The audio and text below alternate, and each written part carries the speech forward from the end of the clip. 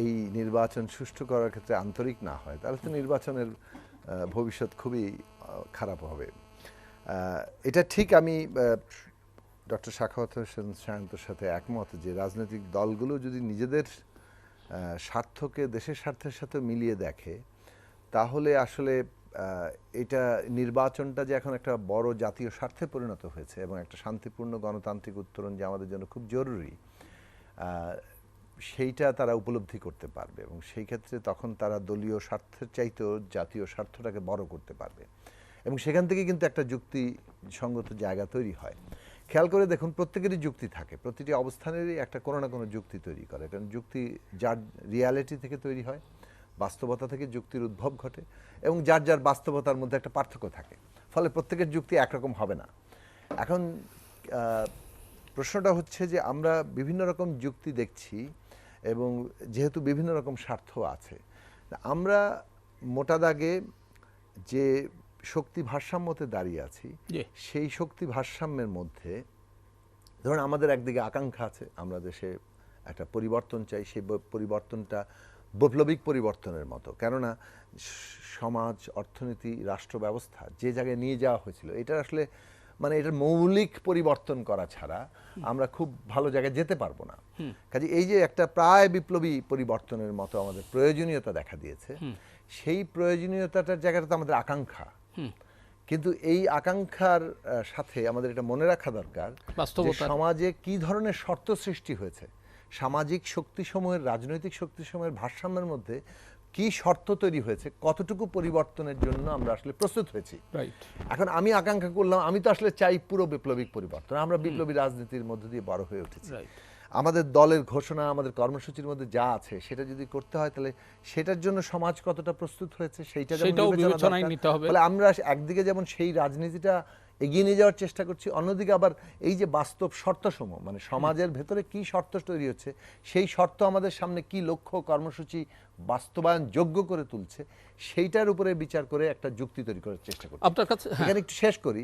ফলে যখন আমি বলি যে আমার একটা যুক্তিসঙ্গত সমাধান চাই, একজন বলবে এটা তো আপনার যুক্তি ভাই, আমার তো যুক্তি আছে, কিন্তু আমরা এই অনেকগুলো যুক্তির মধ্যেও কিন্তু একটা ওই যে বললাম যে বাস্তবায়নযোগ্য শর্ত যেটা সামাজিকভাবে উদ্ভব হচ্ছে, সেই কনসেনসাসে পৌঁছাতে পারি। এখন সেটা না পৌঁছালে আমরা বিপদের মধ্যে পড়বো, এ ব্যাপারে কোনো সন্দেহ নাই। যার ফলে আবারও বলি যে বিচার, সংস্কার এবং নির্বাচন, এই তিনটা এখন বড় জাতীয় স্বার্থে পরিণত হচ্ছে এবং এইটাকে মানে একটা এমনভাবে গ্রহণযোগ্য করে তোলার জায়গাটা প্রত্যেকের দায়িত্ব। বিচার মানুষের সন্তুষ্টির জায়গায় আসতে হবে এবং এই জায়গায় আসতে হবে যে বিচার শুরু হচ্ছে এবং এই বিচার কন্টিনিউ করবে, এটা যেন নির্বাচনের পরে যে সরকার আসবে ও তখন পদে বিচার বদলে যাবে, এবং বিচার যাতে কোনোভাবে পলিটিক্যাল ডিভাইডের মধ্যে ফেলা না যায়। রাষ্ট্র মানেই হচ্ছে ন্যায় বিচারের উপর গভীরভাবে তার সম্পর্ক আছে। যে রাষ্ট্র ন্যায় বিচার দিতে পারে না, সে রাষ্ট্র টিকবে না। আমি শেষ করি এই জায়গায় যে তাহলে আমাদের নতুন যাত্রা নির্ভর করছে আমরা সত্যিকার ন্যায় বিচার প্রতিষ্ঠা করতে পারছি কিনা, এবং এই জুলাই হত্যাকাণ্ডের বিচার সহ সকল ন্যায়ের বিচারের জায়গায় এবং গুম খুন অবশ্যই সবগুলো বিষয়ে যুক্ত, এই বিচারের প্রশ্নটি মানে এইটার আস্থা জায়গায় আসতে হবে এবং পলিটিক্যাল পার্টিগুলো এটাতে কি কমিটমেন্ট করছে, জনগণের কাছে এই স্বস্তি কতটা আছে, আগামী নির্বাচন কিন্তু এটার উপর নির্ভর করবে।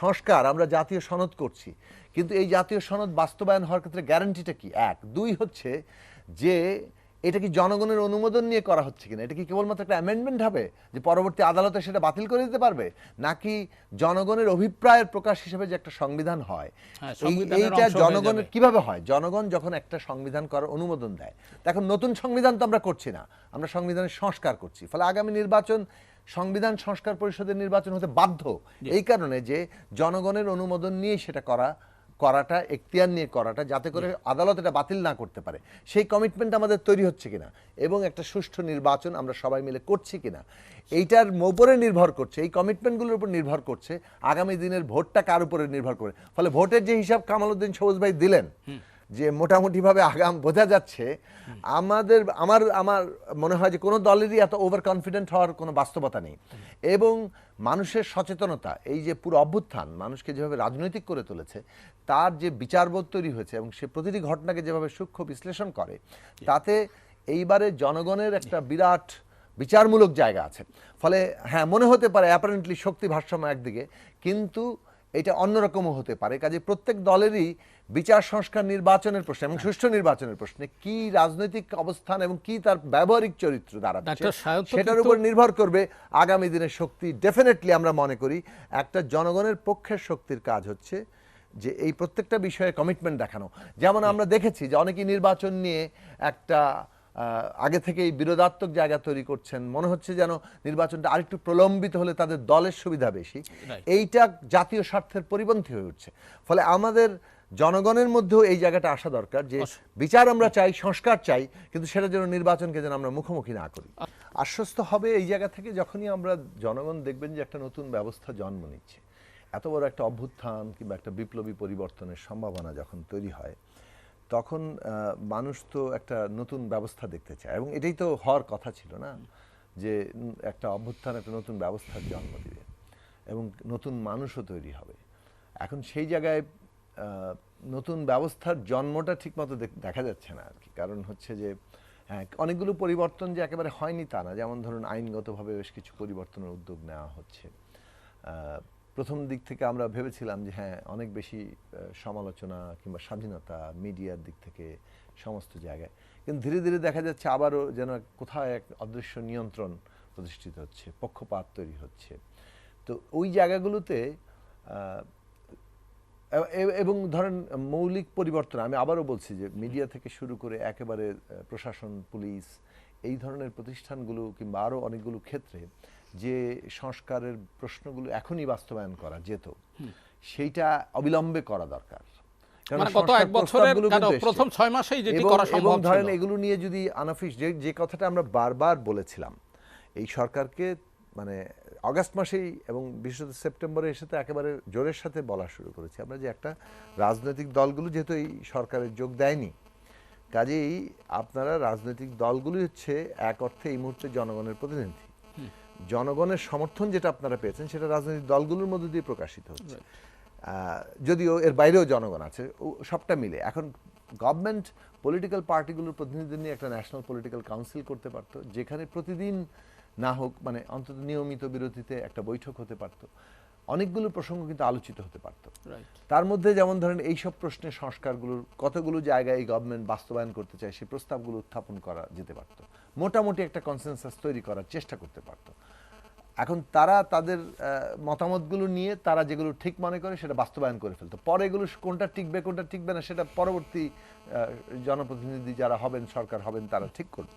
কাজেই এই ধরনের পরিবর্তনের মধ্যে দিয়ে যে নতুন ব্যবস্থাটা একটা যাকে বলে মানুষের সামনে একটা জন্ম নিচ্ছে, মানুষ দেখতে পাচ্ছে, উপলব্ধি করতে পারছে বিভিন্ন জায়গাতে, সেইটা খুব গুরুত্বপূর্ণ ছিল। এবং এই জায়গাটা আমরা মনে করি যে একটা বড় ব্যর্থতা এখনো পর্যন্ত। এবং সরকার যদি আজকে এই কথাগুলো শোনে, এটা তারা আসলে সিরিয়াসলি ভাবতে পারে। এই সরকারের একটা জায়গা ছিল যে হ্যাঁ, যুক্তিসঙ্গত অনেকগুলো বিষয় বারবার উপস্থাপন করে আমরা দেখেছি যে অনেকগুলো জায়গায় তারা গ্রহণ করেছেন। মানে 13ই আগস্টে কিন্তু এই কমিশন টাস্ক ফোর্সের কথা বলা হয়েছিল যে সংস্কার করতে গেলে ডিটেইল কাজগুলো কিন্তু আপনাদেরকে করে আনতে হবে এবং তারপর আমরা পজিশন নেব। কারণ আমরা তো এতদিন সংস্কারের প্রস্তাবগুলো করেছি পলিসি লেভেলে, ডিটেইল কাজ করতে গেলে এক একজন এক একভাবে করবে, ফলে একটা কমিশন দরকার, সেটা তারা করেছেন। ওই অর্থে শেষ পর্যন্ত ফেব্রুয়ারি মাসে ইলেকশন, মানে এবং এই জুন পর্যন্ত নির্বাচনের সময় যে ফেব্রুয়ারির মধ্যবর্তীর পরে যে আর যুক্তিসঙ্গত সময় নাই, এ কথাটা কিন্তু অঙ্ক কষে সেখানেই ঠিক হয়েছিল।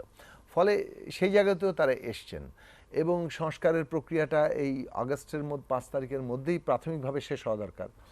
এখন যেটা আসছে যে আসলে যেটা আমি আগে বলেছিলাম যে আমরা কিভাবে এটা বাস্তবায়ন করব সেই প্রশ্নে ন্যূনতম ঐকমত্য তৈরি করা দরকার। সেটা করতে পারলে কিন্তু বড় রাজনৈতিক হার্ডেলগুলো, বিরোধের জায়গাগুলো এটা একটা অতিক্রান্ত হয়। এরপরে আসবে কিন্তু বড় প্রসঙ্গের জায়গাটা, যেটা মূলত এতক্ষণ পর্যন্ত আমরা যা আলোচনা করছি অথবা যে কথাগুলো বলছি সেটা হচ্ছে রুলস অফ দি গেম নিয়ে। সাংবিধানিক ক্ষমতা কাঠামো, কার হাতে কি ক্ষমতা থাকবে, জবাবদিহি কিভাবে হবে, সবকিছুকে আবার একজন রাষ্ট্রকে পকেটে ঢুকিয়ে ফেলতে পারবে কিনা, এটাকে কিভাবে ঠেকানো যায় সে নিয়ে আলোচনা হয়েছে। এবং রাজনীতি কোন নিয়মে চলবে সেইটার একটা নিয়ম ঠিক করার বিষয়ে আমরা অনেকগুলো বিষয়ে একমত হয়েছি। কেউ কেউ আপত্তি আছে যে না, এত বেশি মানে ইয়ে করলে সরকার নিজে তখন দুর্বল হয়ে পড়বে। সেইটা জনগণ ফয়সালা করবে কোনটা তারা ঠিক মনে করেন, কোনটা বেঠিক মনে করেন। কিন্তু গুরুত্বপূর্ণ একটা বড় একটা না একাধিক প্রশ্ন বাইরে রয়ে গেছে, সেটা হচ্ছে দেশের অর্থনৈতিক জীবন কেমন হবে, দেশের সামাজিক সাংস্কৃতিক জীবন কেমন হবে। ওইটাই কিন্তু রাজনৈতিক দলগুলোর মধ্যে ফান্ডামেন্টাল পার্থক্যের জায়গা তৈরি করে, এবং ওইটাই মানুষের জীবনে অনেক বেশি প্রাসঙ্গিক। আপনি আপনার ভবিষ্যৎ স্বাস্থ্যনীতি কী হবে, শিক্ষানীতি কী হবে, ভবিষ্যতের আর্থিক নীতি কী হবে, ভবিষ্যতের জনগণের জীবনের কি জায়গা হবে, এবং মানে এইটা কি ধনী গরিব বৈষম্য কি এইভাবেই থাকবে, নাকি প্রান্তিক মানুষেরা তারা আসলে যারা মূলত সম্পদ সৃষ্টি করে তারা সম্পদের ন্যায্য বন্টনের জায়গায় যেতে পারবেন। এই প্রশ্নগুলো, কিংবা বিভাজনের যে সংস্কৃতি, পরিচয় ভিত্তিক বিভাজন তৈরি করে দিয়ে যেভাবে ফ্যাসিবাদ টিকেছিল, আমরা কি এই পরিচয় ভিত্তিক বিভাজনকে ঊর্ধ্বে উঠে নাগরিক পরিচয়ে দাঁড়াতে পারছি কিনা? কালচারালি, পলিটিক্যালি এবং ইকোনমিক্যালি এই প্রশ্নগুলো খুবই জরুরি, এবং ওই ক্ষেত্রেই পার্থক্য হবে রাজনীতিতে, ওই ক্ষেত্রেই ইশতেহারের পার্থক্য হবে। দুর্ভাগ্যবশত যে জিনিসটা আমরা দেখতে পাচ্ছি, এটা বলে আমি শেষ করব, যে ফ্যাসিবাদ কিংবা এই ধরনের একটা ক্ষমতার কর্তৃত্ব, ক্ষমতা দিয়ে ধন সম্পদ আহরণ করা, এটা কিন্তু একটা বৈশিষ্ট্য, এগুলো একটা একটার সাথে যুক্ত। কিন্তু ক্ষমতা দিয়ে ধন সম্পদ আহরণ করা, তার সাথে বড় পলিটিক্যাল পার্টির এমবেডেড, মানে প্রায় আষ্টে পৃষ্ঠে জড়িয়ে থাকা। হ্যাঁ, ঠিক আছে, এইখানে নানান অর্থনৈতিক আয়োজন আছে, হকার বসে, তারপরে ছোট দোকানদার এটা করে, ওই ধরনের ছোট ব্যবসা হয়, এই ধরনের, এগুলো কিন্তু রাষ্ট্র চালায় না, এগুলো প্রাইভেট ম্যানেজমেন্টের মধ্যে দিয়ে চলে। সরকারি দল, আইন শৃঙ্খলা বাহিনীর সহযোগে আর ওদের তাকে রেন্ট বখরা তোলেন। এই যে কাঠামোটা, এই কাঠামোর উপরে কিন্তু পুরো জিনিস ঠিক আছে। অথবা নিয়োগ, বদলি, বাণিজ্য, সচিবালয় থেকে একেবারে তলা পর্যন্ত এই ক্ষমতা থাকলে আপনি বদলি করে দিতে পারেন, আপনি নিয়োগ দিতে পারেন, আপনি পদোন্নতি দিতে পারেন, আপনি টাকা ভাগ নিতে পারেন। ফলে ব্যবসা বাণিজ্য করে যা আয় করা যায়, এক ডিল করেই মানে তার শতগুণ হাজার গুণ আপনি চলে যেতে পারছেন। এই কাঠামোটা, এই অর্থনৈতিক বন্দোবস্ত, এই লুটের বন্দোবস্ত, দুর্নীতির বন্দোবস্ত যদি টিকে থাকে, তাহলে এই যে আমরা ক্ষমতা কাঠামোর ভারসাম্য এবং গণতন্ত্র চাইছি, এই দুটো কিন্তু পরস্পর বিরোধী। ফলে অর্থনৈতিক বন্দোবস্তের পরিবর্তন কে করতে চাইছে? দুর্ভাগ্যবশত আমরা দেখতে পাচ্ছি, মানে বড় দলগুলো তো বটেই, তারা কেউ টেম্পো স্ট্যান্ডে যাচ্ছেন, তো কেউ সচিবালয়ে যাচ্ছেন, কিন্তু এমনকি নতুন দলেও এই কাঠামোর মধ্য দিয়ে শক্তি বৃদ্ধির আগ্রহের জায়গাটা বড় হয়েছে, যার ফলে যে তরুণদের আজকে বিপ্লবী সমাজ গঠনের, পরিবর্তনের শক্তি হওয়ার কথা ছিল, তারা এখন বিভিন্ন জায়গায় ক্ষমতা খাটানোর জায়গাতে বেশি ব্যস্ত হয়ে পড়ছেন। এইটা ভবিষ্যতের বন্দোবস্তকে প্রশ্নবিদ্ধ করবে, যে গণতান্ত্রিক বন্দোবস্ত আমরা চেয়েছি। আমরা সেই কারণে বলতে চাইছি যে আগামী দিনে নতুন গণতান্ত্রিক, সামাজিক, সাংস্কৃতিক, অর্থনৈতিক বন্দোবস্ত মানে হচ্ছে ক্ষমতা ব্যবস্থা বদলানো, যে ক্ষমতা ব্যবহার করে ধন সম্পদ আহরণ, নীতির বদল ঘটানো, সেইটার নীতিটাই আলটিমেট পরীক্ষা। আগামী নির্বাচনে জনগণের যে মানে কড়া নজরদারি, পাহারাদারি দরকার, সেটা হচ্ছে আসলে কারা সেই শক্তি, যে শক্তি সমাজের, অর্থনীতিতে, রাষ্ট্রে এই পরিবর্তন আনবে। দেখুন, প্রথম বিষয় হচ্ছে যে আমাদের দেশের নির্বাচনে একটা সাইকোলজিক্যাল কাজ করে। প্রথমত প্রশাসন সহ যারা নির্বাচন ব্যবস্থার সাথে যুক্ত হন, যে কোন দল ক্ষমতায় আসতেছে, এবং সেই দলের প্রতি একটা, তাদেরকে না খেপিয়ে অথবা তাদের সাথে কোনো না কোনো রকম তাদের কাছাকাছি আসতে চাওয়া, তাদেরকে খুশি করার চেষ্টা, এইটা একটা মানে এখানকার চর্চিত মানে এইটা বন্ধ করার জায়গাটা তৈরি করা দরকার। যতক্ষণ না পর্যন্ত ইলেকশনের ক্ষেত্রে মানে এই ক্ষমতা, এত দূরের কথা, মানে এমনকি নিজের আত্মীয় স্বজনের ব্যাপারে এসেও একটা মোটামুটি নিরপেক্ষ জায়গা রক্ষা করার জায়গাতে আমরা না আনতে পারবো, এখন ততক্ষণ আসলে ভালো নির্বাচন আয়োজন করা কঠিন হবে। ধরুন, সেনাবাহিনী যা আছে, যদি আমরা মনে করি যে সেনাবাহিনীর সাথে সংযোগটা কম রাজনৈতিক দল কিংবা জনমানুষের, তো সেখানেও তো আসলে দেখা যাবে তাদের সংখ্যা তো কম, যে এটা আসলে প্রত্যেকটা সেন্টারে যাওয়া সম্ভব না। পুলিশ যদি অ্যাক্টিভ না হয়, পুলিশের মধ্যে ওই প্রবণতা বাড়বে, প্রশাসন ওই প্রবণতা বাড়বে। এখন এই জায়গায় গভর্নমেন্ট এবং নির্বাচন কমিশনকে এমন ভূমিকায় আসতে হবে যে তাদের ভিজিলেন্স বাড়াতে হবে, সত্যিকারভাবে ভিজিলেন্ট হতে হবে, এবং যেখানেই যার বিরুদ্ধে অভিযোগ উঠবে তাকে ব্যবস্থা নিতে হবে, জবাব দিয়ে। এই সরকারকে কিন্তু ব্যবস্থা নিতে দেখা যায় না। ওই যে লালবাগে একটা লোককে মারা হলো, তো ওসি মানে থানা তো ছিল পাশেই, তাদের কোনো জবাবদিহির খবর কিন্তু আমরা জানি না, কিংবা এই গাজীপুরের ঘটনার কি জবাবদিহি আমরা পাবো আমরা জানি না। আমরা বক্তব্য হচ্ছে যে প্রত্যেকটা ঘটনা জবাবদিহিতার আওতায় আনতে হবে। দুই নম্বর হচ্ছে যে সোশ্যাল মিডিয়া আরেকটা গুরুত্বপূর্ণ জায়গা, এবং সেই সোশ্যাল মিডিয়ার মধ্য দিয়ে যেভাবে আসলে পোলারাইজেশনটা ঘটে, যেভাবে মানে এক তো এআই এর কথা বললেন, মানে ফেক নিউজ নানানভাবে যে ছড়িয়ে দিয়ে মানে ভায়োলেন্স সহ অনেক ধরনের ঘটনা ঘটতে পারে। এই সোশ্যাল মিডিয়াকে নিয়ন্ত্রণের প্রশ্ন না, মানে মানুষকে কিভাবে এখানে ভূমিকা, জনগণের ভূমিকা কি হবে, সরকারের ভূমিকা কি হবে, সেসব নিয়ে আলোচনা করা দরকার। মোদ্দা কথা, রাজনৈতিক দলগুলোর মধ্যে এখন থেকেই, মানে এই মাসেই পারলে আগামী মাসের শুরুতেই একটা নির্বাচন পর্যন্ত মানে এগ্রিড আচরণবিধি তৈরি করতে হবে।